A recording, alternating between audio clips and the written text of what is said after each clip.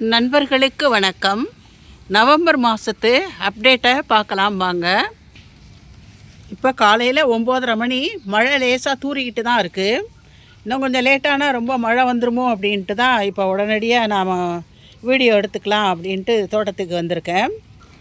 ஆடிப்பட்டத்துக்கு நட்ட சுரக்காய் செடிகள்லாம் சரியாக வரலை. எல்லாம் ஒரு மாதிரி ஃபங்கஸ் நோய் வந்துருச்சு. அதனால் அதெல்லாம் எடுத்து போட்டுட்டு மறுபடியும் விதை போட்டு இப்போ நட்டிருக்கேன் பாருங்கள். பிஞ்சுகள் நல்லா வந்துக்கிட்டு இருக்குது. இது மாதிரி ஒரு 4 செடி இப்போ வச்சுருக்கேன் நான் தோட்டத்தில். கொடி அவரையில் கம்பளிப்பூச்சிக்கு வேப்பெண்ணெய் கரைசல், வேப்ப புண்ணாக்கு கரைசல் எல்லாம் அடித்து ஒரு வழியாக இப்போ கம்பளிப்பூச்சிகள் கட்டுப்பாட்டுக்கு வந்திருக்கு. அவரை செடியில் பிஞ்சுகளும் வந்துக்கிட்டு இருக்குது பாருங்கள். இது பந்தலுக்கு மேலே நிறையா பிஞ்சுகள் இருக்குது. பார்க்கவே எவ்வளோ அழகாக இருக்குது பாருங்கள். இந்த பேக்ரவுண்டு, மேகம், தென்னை மரம், அந்த இதில் செடிகளும் எவ்வளோ அழகாக இருக்குது பாருங்கள். தம்பட்டை அவரை பூக்களும் பிஞ்சுகளுமா தொடர்ந்து காய்ச்சிக்கிட்டு இருக்குது. எப்படியும் ஒரு வாரத்துக்கு ஒரு 10-15 காய்க்கு மேலே எடுப்போம் தம்பட்டை அவரையிலேருந்து. இந்த பட்டத்தில் எங்கள் வீட்டில் பரங்கிக்காய் நல்லா காய்ச்சிக்கிட்டு இருக்குங்க.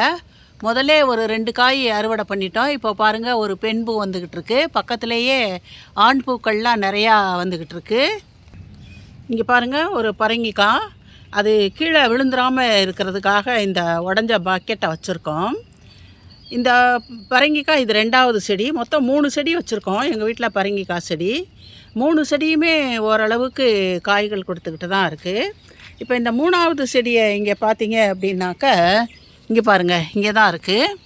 இந்த 3வது செடியிலையும் பெண் பூ வர ஆரம்பிச்சிருச்சு. இது பாருங்கள், பெண் பூ தெரியுதா? இந்த இடத்துல பாருங்கள்.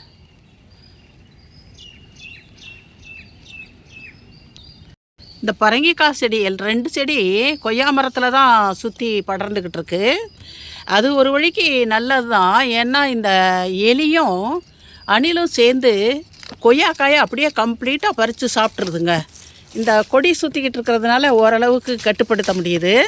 இங்கே பாருங்கள், ஒரு கொய்யாக்காய் பறிச்சிருக்கேன். இங்கே அடியில் ஒரு கொய்யாக்காய் இருக்குது பாருங்கள். செடிக்கு அடியில் ஒரு கொய்யாக்காய்.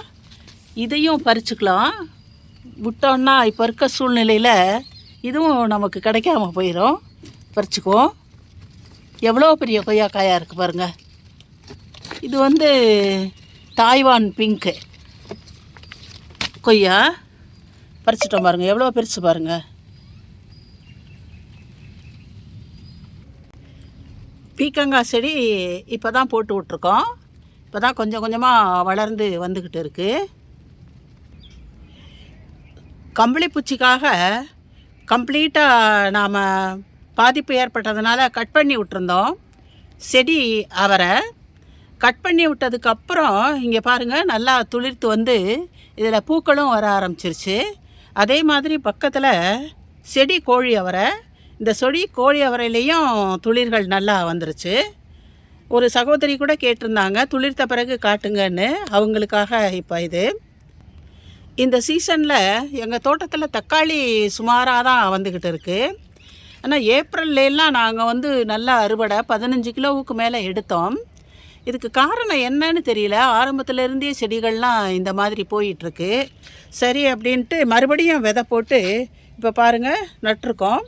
ஒரு 10 தொட்டியில் இந்த மாதிரி தக்காளி நடவு பண்ணியிருக்கோம். இப்போ தான் வந்துக்கிட்டு இருக்கு.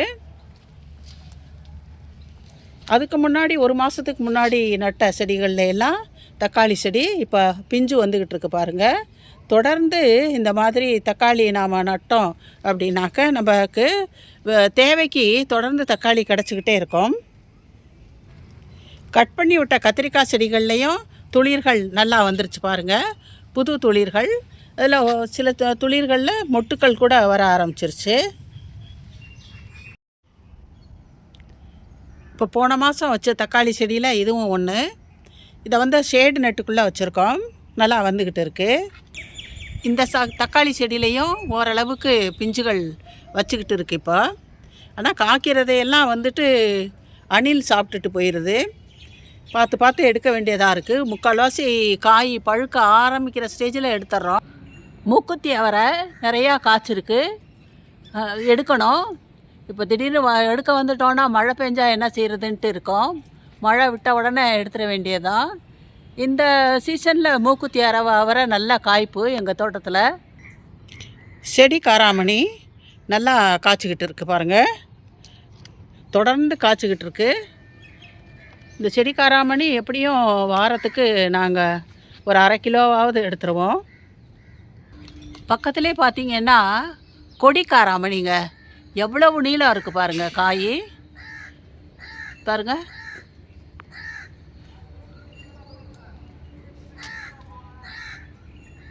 கொடி காராமணி காய்கள் நிறையா காய்ச்சிருக்கு.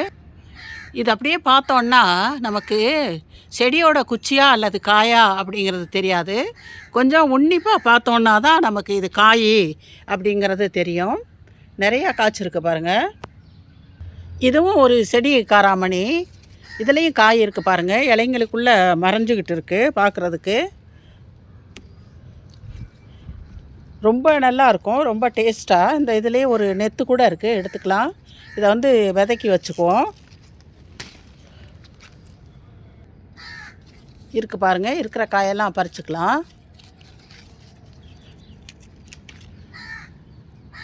இங்கேயும் கொடி காராமணி நிறையா காய்ச்சிருக்கு பாருங்கள். இது எனக்கு எட்டாது, பிள்ளைங்களை கூட்டிகிட்டு வந்து தான் பறிக்கணும். இன்னொரு செடியிலையும் கொடி காராமணி பாருங்கள் எவ்வளோ காய்ச்சிருக்குன்னு ஒரே இடத்துல. இங்கே பாருங்கள், அங்கே பக்கத்தில் சந்தில் தெரியுது. இங்கே பாருங்கள் எவ்வளோ கொடி காராமணி காய்கள் காய்ச்சிக்கிட்டு இருக்குது, நிறையா காய்ச்சிருக்கு. பச்சை வெண்டைக்காய் காய்ச்சிருக்கு. இதை விதைக்கி விட்டுருக்கோம், முத்திருச்சு பாருங்கள், அதனால் இதை விதைக்கி இருக்கட்டும்னு விட்டுருக்கோம். பாவக்காய் செடி போட்டு விட்ருக்கோம். இது பந்தலை பிடிக்கிற அளவுக்கு இப்போ வளர்ந்து வந்துக்கிட்டு இருக்குது. இப்படி போட்டோன்னா தான், தொடர்ந்து போட்டோன்னா தான் நமக்கு தொடர்ந்து காய்கள் கிடச்சிக்கிட்டே இருக்கும். பக்கத்துலேயே மணத்தக்காளி கீரை செடி, காய்களும் பழங்களும் நிறையா இருக்குது. இது பாருங்கள், மணத்தக்காளி கீரை செடி இல்லைன்னு நான் விதை வந்து விலைக்கு வாங்கி தான் போட்டேன்.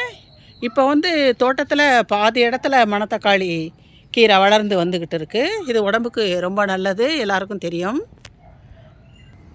இந்த செடியில் காந்தாரி மிளகாயெல்லாம் நல்லா பழுத்துருச்சு.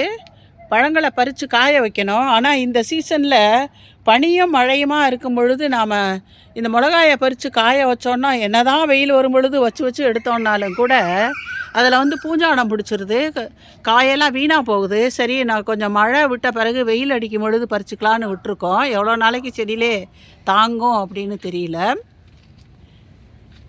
இங்கே பாவக்காய் செடியெல்லாம் நல்லா பூத்து காய்ச்சிக்கிட்டு இருக்குது பாருங்கள். இப்போ தூரத்தில் பார்த்தீங்கன்னா தெரியும் உங்களுக்கு பாவக்காய். கும்கோட்டை ஆரஞ்சும் நல்லா காய்ச்சிக்கிட்டு தான் இருக்குது. இதை ஒத்தையாக சாப்பிட்றத விட நாங்கள் இந்த திராட்சை அந்த மாதிரி பழங்களோடு சேர்த்து ஜூஸ் போட்டு கொடுத்துருவோம் பிள்ளைங்களுக்கு. நிறையா காய்ச்சிக்கிட்டு இருக்குது. கீரை செக்ஷனில் கீரைகளெல்லாம் எடுத்துட்டோம். மழை வந்தால் தாங்காது அப்படின்னு, மழை முடிஞ்ச பிறகு தான் மறுபடியும் கீரை போட்டு விடணும். இப்போ வந்து பொன்னாங்கண்ணி கீரையை மட்டும் வச்சுருக்கோம், அது ஓரளவுக்கு தாக்கு பிடிச்சிக்கும். பெங்களூர் ரோஸ் அழகாக பூத்துருக்கு. இங்கே அதோட மொட்டு கூட இருக்குது பாருங்கள். 7 டே ரோஸ் எவ்வளவு செழிப்பமாக துளிர்கள் விட்டு வளர்ந்து வந்துக்கிட்டு இருக்குது பாருங்கள். இது நர்சரியில் வாங்கி வச்ச செடி தான். வாங்கி ஒரு 3 மாதம் இருக்கும். நிறையா பூ கொடுத்துருச்சு. இப்போ மறுபடியும் நிறையா துளிர்கள் விட்டு வளர்ந்துக்கிட்டு வருது. கத்திரிக்காய் செடிகள் காய்ச்சி முடிஞ்சு இப்போ மறுபடியும் பூக்கள் வர ஆரம்பிச்சிருக்கு. சம்பங்கி பூவில் 2 ஸ்டெம்மில் வந்துட்டு பூக்கள் வர ஆரம்பிச்சிருக்கு பாருங்கள். இங்கேயும் ஒரு காந்தாரி மிளகா நல்லா பழுத்து போயிடுச்சு. இது வந்து மழை சீசனில் பழுக்கிறதுனால தான் என்ன செய்கிறதுன்னு தெரியல. இங்கே ஒரு ரெட் ரோஸ் செடி, இதை இப்போ தான் 1 மாதத்துக்கு முன்னாடி நர்சரியிலேருந்து வாங்கி வச்சோம். நல்லா துளிர்த்து வந்துக்கிட்டு இருக்கு. எங்கள் வீட்டில் இருந்த ஒரு பெரிய இருவாச்சி மல்லிகைப்பூ செடி இறந்துருச்சு. அது ஒரு 5 வருஷமாக இருந்தது. அதுக்கு பதிலாக இப்போ பார்த்தீங்கன்னாக்கா நாங்கள் ஒரு இருவாச்சி மல்லிகைப்பூ செடி வாங்கி வச்சு வளர்த்துக்கிட்டு இருக்கோம். நல்லா வந்துக்கிட்டு இருக்கு. இங்கே பார்த்தீங்கன்னாக்கா இது வாட்டர் ஆப்பிள் ஒரு பெரிய பிளாஸ்டிக் கண்டெய்னரில் வச்சுருக்கோம். நல்லா செழிப்பமாக வளர்ந்துக்கிட்டு இருக்குது. பக்கத்திலே கரும்பு பொங்கலுக்கு தயாராகிடும். இன்னும் நடுவில் ஒரு 1.5 மாதம்தான் இருக்குது. கரும்பு பாருங்கள் எவ்வளோ பெரிய செடி. போன தடவையெல்லாம் விட இந்த தடவை கரும்பு நல்லா கணுக்களும் நல்லா செழிப்பமாக வளர்ந்து வந்துக்கிட்டு இருக்குது. இது மனோரஞ்சிதம் பூச்செடி. பக்கத்திலே 2வது மாடியில் இது இருக்குது. மழை பெருசாக தூர ஆரம்பிச்சிருச்சு. அதனால் இதோட இந்த வீடியோவை முடிச்சுக்குவோம். இந்த வீடியோ பிடிச்சிருந்தாக்கா லைக் பண்ணுங்கள், ஷேர் பண்ணுங்கள், சப்ஸ்கிரைப் பண்ணுங்கள்.